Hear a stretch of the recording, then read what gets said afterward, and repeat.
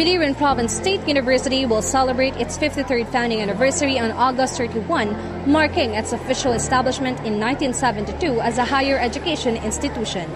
Originally founded as Naval High School in 1945, it evolved into the Naval Institute of College in 1972, became Naval State University in 2009, and was renamed BIPSU in 2019.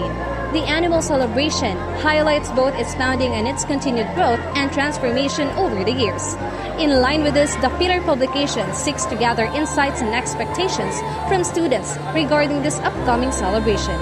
I am Althea Sano, your host for this new episode of Vox Pop, the voice of BIPSUnistas.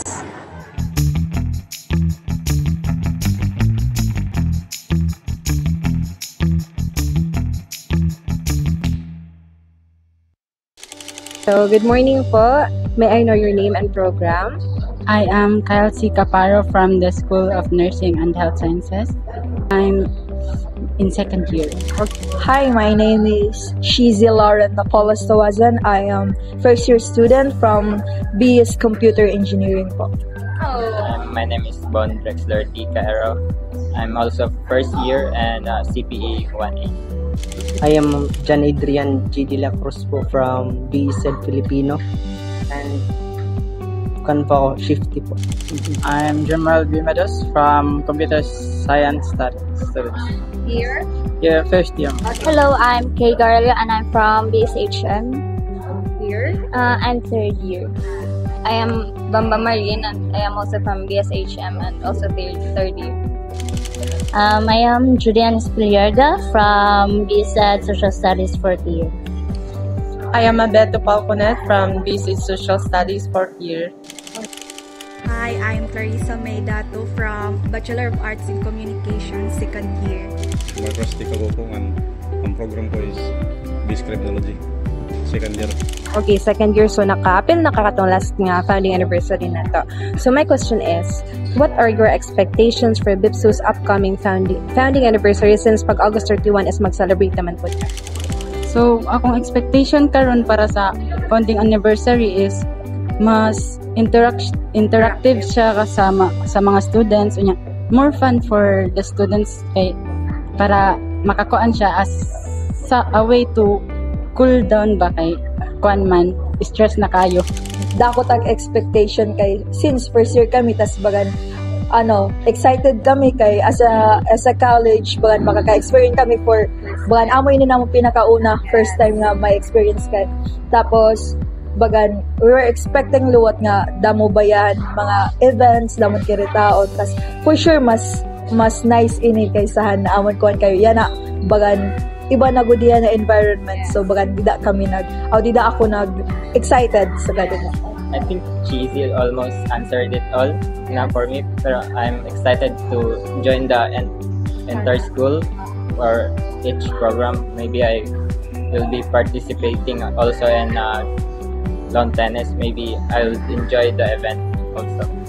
Okay. Kanang more on students nga kuan kay paglas kay murag gamay lang na involved sa founding anniversary ganon tapos moto wala nag-enjoy mga students tapos ako personally last year murag wala jud ko na enjoy kay murag gamay lang ang barag naka-feel og kan ba na involved ba na nga siguro ga-expect ko mga maayong sa activities bang mahitabo sa kuan o kanang makapa-activate sa mga first year o makapa-excite sa mo ba sa among journey diri sa BIPSU like unta like maparisiyahan dati like may daya playground demo iton kaniya oo makapuya pero kuan gyapon niya memorable gyapon mabalik ang dati gihapon na mga traditions ba like pag magfa-foundations kay kasi last year medyo waray expectations ba ng mga students so unta iya na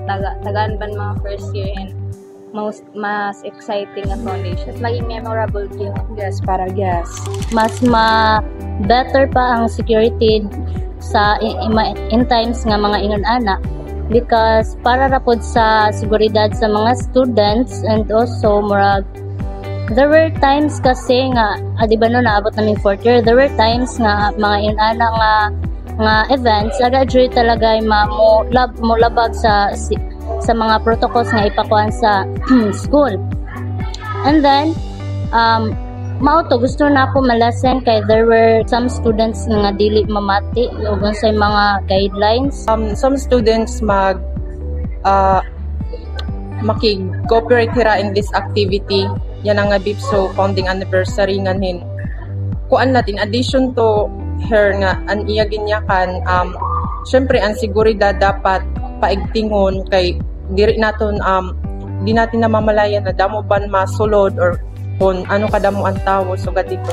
I hope that it will feel more like alive and meaningful kay unlike last year kanang murag na kulangan ko or mas nabitin ko or sa ako ala to nga side nga murag kanang nakulangan ko good ba. So this time I'm actually looking forward nga unta na ay daghang mga activities nga makalingaw kay kanang nga wala na mo na experience last year. Kay it would mean so much to us as students nga kanang we have something to look forward to outside of our usual academic routine. Kasi for me, these kinds of event is it's a few chances to get to connect with others, not just within the department but also across the whole university.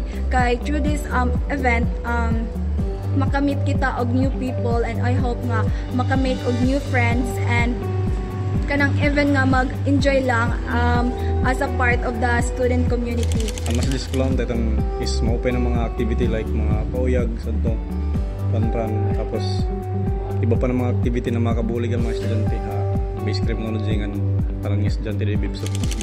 So next question is, if you could suggest one thing for the celebration, what would it be? More fun or interactive sa mga students, or mag-consider mga programs na in a way na for all students in BIPSO as one. One thing na may suggest ko lang po is sana di ba damo kami na first year, I would like to bagad iguan sana kami nira bagad i-welcome bagad ko tas syempre bagad new kami, so nag-expect kami nga i-guide kami nira kung makita kami suga dito tas amo na nakon gain bagan suggestions nga mas i-prioritize kami nira na first year. Pero waray ko na bagan gusto ko lang ay syempre new kami bagan want la namon han guidance from the seniors kay kira man nagkuan himuon nira ini na foundation na maging tumatakha amo ng mga first year nga sakto tam gimpili hini nga school bagan sugad waray kami pagsisisihan. Let the first years enjoy that. They will think that they will come back to the school every day to enjoy the event. Just let the first year enjoy. I-mandate bitaw siya nga kuan, ma-involve talaga ang tanang kuan students para ma-feel yun nila ang founding anniversary sa BIPSO, tapos ma-feel po nila nga kuan sila, belong sila ani nga community. Ano pong sa mga kuan ba, like kaya na kanang ma-minimize ang mga students nga mag-CO bitaw nga na lang kay para kay di ba kasagaran ng event karon kay na ay mga ingana kay damo kag mga CO pod kay malaw first year pa ana, so dapat mag-provide lag mga mga members sa safety measures para ma-implement ang safety sa students. Anta magkaadan ko ang booth on every department. Kay mostly kasi ang booth is natatago lang like Adalaya SC, so ang mga tao is dili bera nakalikot dili na nagiging aware na may adangay na. So ang po na suggestion since ang malata namon naisip kay since may mga entrepreneur ba na mga subject, so pwede to nila magamit as a way gihapon ma-connect nila. Dili na lang mulayo sa akong answer kaganina to have a better security sa students. Mara. Like dapat mag-announce sila kung unsa ang mga activities within the day and the next day anan so on, para maging aware pod ang mga students ba kung unsa ang flow sa activities sa BIPSO para mag-guide guide sa mga students. Like if ever nga may magdara og mga weapons, also kanang i-band ang mga mga alcohols kay if ever nga may mga hubog damo jud og kanang it's possible nga may day magkagulo og magka-problems, magka-riot. So for the safety and for the safety of the students, kanang mas paigtingin pagod ang security inside and outside of the university. We heard you, Bipsunistas. Your expectations for the founding anniversary reflect a deep appreciation for the university's legacy and a desire to take part in shaping its future. As we commemorate BIPSO's 53rd founding anniversary, may this celebration serve not only as a tribute to the institution's rich history, but also a reminder of the important role each student plays in the continued growth. Kayo, Bipsunistas, what are you expecting for BIPSO's 53rd founding anniversary? Drop your thoughts in the comments. This has been your host, Althea Sanoy, and that concludes this episode of Vox Pop, the voice of Bipsunistas.